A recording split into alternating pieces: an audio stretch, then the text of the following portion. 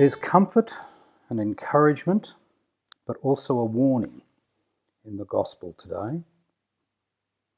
The comfort is in the reassurance by Jesus that actually he wants us to lead us to be at peace, at one, and creatively so, with God through Jesus, with one another, and also resting contentedly in the acceptance of ourselves as loved by God.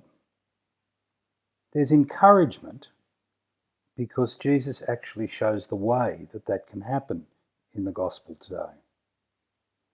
He shows us how we can come to that peace, that union, that creativity, that forgiveness, if we allow God to have the initiative and to take us along.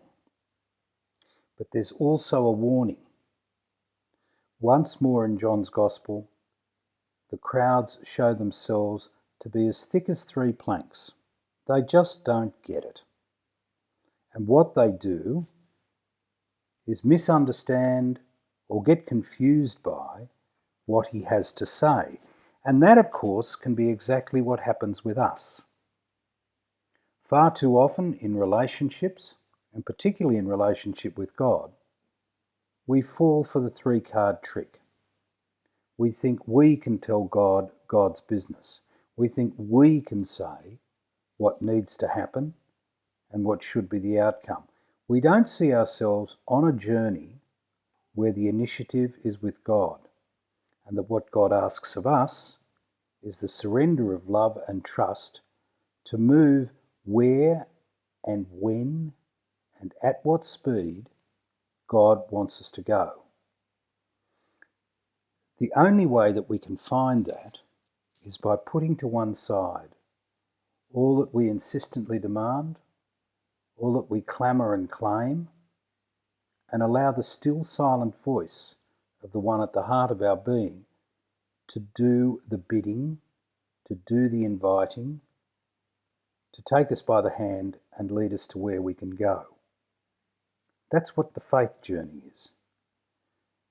And it's very clearly stated in this gospel because the crowds just don't get it and insistently demanding for an explanation of something because they don't really understand what Jesus is saying. So he unpacks it and he says, I am the gatekeeper. I'm the one that takes you through. I'm the one that takes you to the place where you are secure in your relationship with me.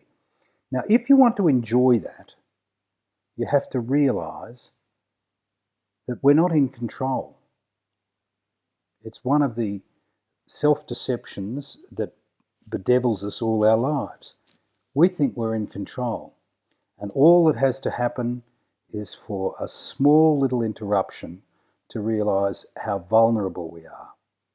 Or we can see in the lives of others who are assailed and afflicted by anything from misfortune to imprisonment to unmerited suffering to being on the run, that in fact we don't hold the cards, that we aren't in control, and that we cast ourselves upon the mercies of God.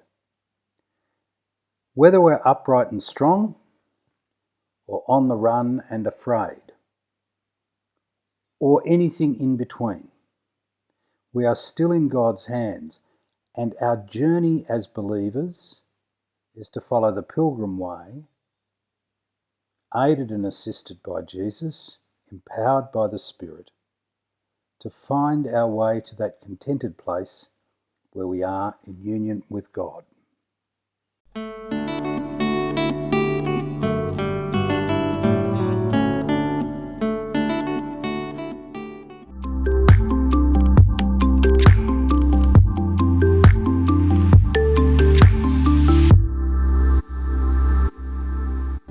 The Union of Catholic Asian News is the leading independent Catholic news source from Asia.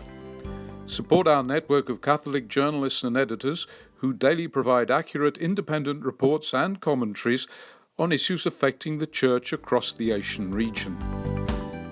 Go to www.ucanews.com/donate and do your bit. Thank you.